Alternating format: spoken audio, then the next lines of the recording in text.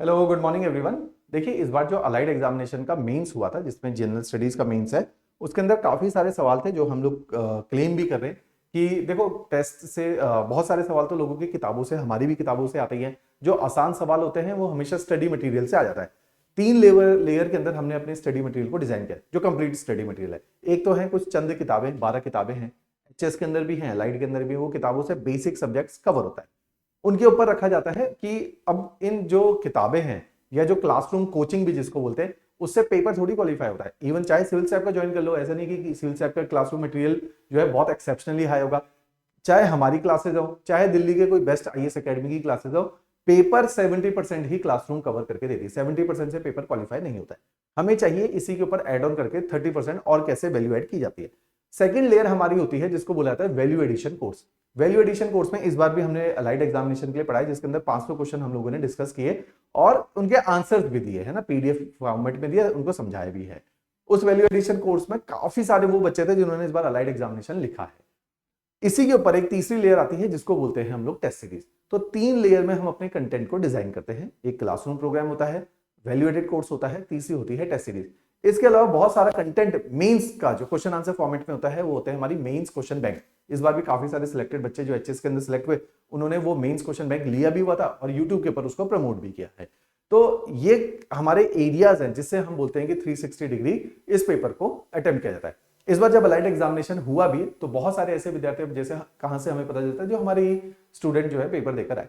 तो examination hall में चाहे चौड़ा मैदान में पेपर हुआ, चाहे निगम विहार के अंदर हुआ हो, या आईटीआई कॉलेज के अंदर पेपर हुआ हो, तो बहुत सारे वो विद्यार्थी हैं जो रो रहे थे कि हमारा पेपर ही कंप्लीट नहीं हो पाया। तो आप समझिए कि 1250 बच्चों ने पेपर दिया, सीट्स 60 प्लस है, ज्यादा सीट तो है नहीं, 64-68 सीट है। तो मैक्सिमम लोग, कितने लोग जो सिलेक्ट हो रहे हैं इस पूरे एग्जामिनेशन में, अगर आप देखोगे 5% लोग ही सिलेक्ट होने, 95% लोग इस पेपर में सिलेक्ट नहीं होंगे, 5% ही रिजल्ट आएगा। तो इस पेपर में मैक्सिमम जो लोग क्रिब कर रहे हैं कि पेपर पूरा नहीं हुआ, बहुत टफ पेपर था, उनको टफ लगेगा क्योंकि उस स्तर पे प्रिपरेशन को नहीं किया। जो लोग क्वालिफाई करेंगे वो 60-70 लोग ही इस पेपर को क्वालिफाई करेंगे। तो 5% लोगों ने तो पूरा पेपर अटेम्प्ट किया होगा, पूरे पेपर को निभाया होगा और उन्हीं का सिलेक्शन इसमें हो जाएगा। तो हम लोगों ने, जैसे ऑल्दो हमारा वैल्यू एडेड कोर्स बहुत हैवी है, हमारी टेस्ट सीरीज बहुत हैवी है, क्योंकि हम बार बार बोल रहे थे कि अलाइड एग्जामिनेशन 2020 से कंपेयर मत करो, 20 में बहुत हलवा पेपर था, ट्रेंड बदल रहा है, एनटी का पेपर बहुत हैवी है, इस बार अलाइड का पेपर सिंगल लाइनर था लेकिन क्वेश्चन डिफिकल्ट थे, सोसाइटी के भी क्वेश्चन डाले जो पहले कभी नहीं आते थे। तो ऐसे रैंडम क्वेश्चन जो है आए हुए थे।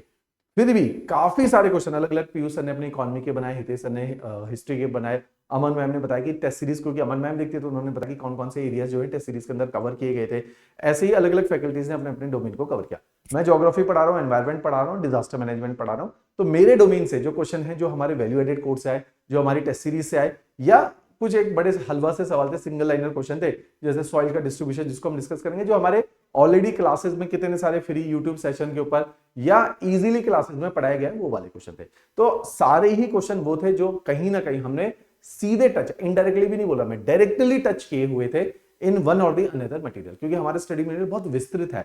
तो बहुत रेयर चांसेस होते हैं कि हमारे स्टडी मटेरियल के बाहर पेपर जाएगा, क्योंकि इतना एक्सटेंसिव स्टडी मटेरियल हमने क्रिएट कर दिया है, हर स्तर पे क्रिएट कर दिया कि पेपर अभी भी, इवन एचएस और अलाइड का पेपर उस स्टैंडर्ड पे नहीं पहुंचा जिस स्टैंडर्ड पे हमारे ऑलरेडी मेंस के क्वेश्चन बनाए जाते हैं। अलाइड का हमारा जो है, बच्चे उस टाइम पे बोल रहे थे कि टेस्ट सीरीज जो है बाकी इंस्टीट्यूटों की सिंगल लाइनर्स आसान सी टेस्ट सीरीज, सिविल टाइप की बहुत मुश्किल है। क्योंकि हमें ऐसा एंटिसिपेशन था कि पेपर का स्टैंडर्ड बढ़ेगा, तो हमने उस स्टैंडर्ड के बियॉन्ड ही अपने स्टैंडर्ड को रखा। तो जो हमारे बच्चे जब मेंस लेकर आए, दे वर वेरी कॉन्फिडेंट, उनको लग रहा था कि बिल्कुल आसान सा जो है अलाइड मेंस का पेपर आया, जो पूरा भी हो रहा है, छूटा भी नहीं है, और इजी फील हो रहा था एग्जामिनेशन में, अनकंफर्टेबल उनको फील नहीं हुआ। तो उस तरह से ये पेपर आया। चलिए फटाफट डिस्कशन कर लेते हैं। देखिए एक सवाल आया था, बड़ा सिंपल सवाल था, describe the areas of heavy, moderate, average and scanty rainfall in India. कि वो एरियाज लोकेट कीजिए भारत में जहां बहुत ज्यादा बारिश होती है, एवरेज मॉडरेट बारिश होती है, एवरेज बारिश होती है, या बहुत कम बारिश देखने को मिलती है। एग्जैक्टली ऐसे दो क्वेश्चन मैंने जो है कवर किए थे। मैंने सोर्स भी बता रहा हूं, ये पब्लिक डोमेन में अब सोर्सेज ऐसा तो नहीं है कि कुछ छुपा हुआ है।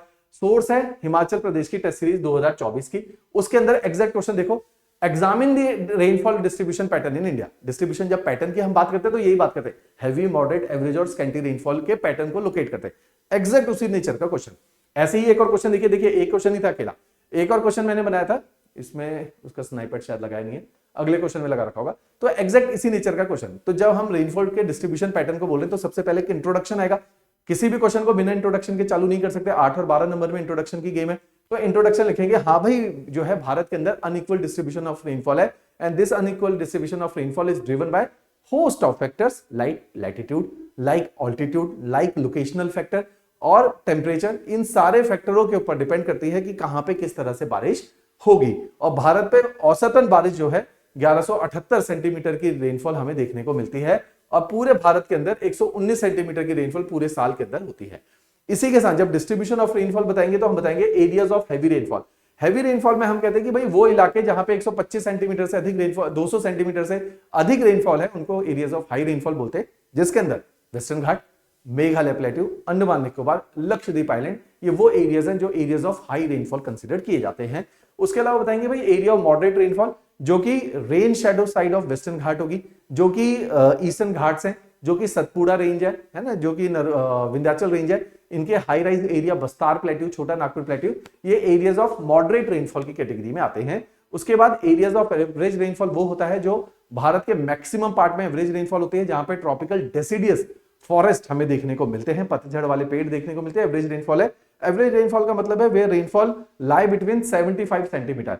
Area of low rainfall is those areas जहां पे एरिड सेमी एरिड और एरिड एरियाज है, जहां पे rainfall is less than 50 centimetre, जैसे ट्रांस हिमालयस है, लाहौल स्पीति है, लद्दाख है या थार डेजर्ट है। तो ये एरियाज ऑफ लो रेनफॉल या rain shadow side of Western Ghat, जहां पे मलनाड वाला रीजन जो है कर्नाटका के अंदर, विदर्भा वाला रीजन महाराष्ट्र के अंदर है, these are the areas of very rainfall, low rainfall. तो ये सारी चीजें जो है इस एग्जाम क्वेश्चन में बतानी थी, साथ में एक बढ़िया सा डायग्राम बनाना था जिसमें distribution of rainfall in India दिखाया जा सकता है। तो ये वो डायग्राम है जहां पे distribution of rainfall in India दर्शाया गया। सिंपल 8 नंबर का सिंपल सवाल था, ऐसा कोई कठिन सवाल नहीं था। चलिए अगला सवाल देखते हैं। सवाल है फ्लड्स क्या होते हैं। बहुत सिंपल सवाल है, ऐसा नहीं कि किसी ने, ऑल्दो ये एक ऐसा सवाल है जो मुझे लगता है किसी भी कोचिंग इंस्टीट्यूट से पढ़ोगे तो शायद उन्होंने तो कवर करवाया होगा या सभी ने करवाया होता है। What are the causes of floods in India? Describe the flood affected areas in India. Flood मेरे को लग ही रहा था 2 साल से आ सकता है, क्योंकि हिमाचल में हमें फ्लैश फ्लड देखने को मिला था। तो मैंने एग्जैक्ट क्वेश्चन क्या बनाया था कि फ्लैश फ्लड क्या होते हैं, तो आसान सवाल था, फ्लड इसी में से डिराइव होता है। एक और मैंने जो सवाल बनाया था कि फ्लड के साथ साथ भारत के अंदर एक नए टाइप का प्रॉब्लम देखने को मिल रहा है कि अर्बन फ्लड क्या होते हैं, और ये दोनों ही क्वेश्चन एक हमारे वैल्यू एडिशन कोर्स में करवाया था मैंने, और एक टेस्ट सीरीज मेंस के अंदर डाला था।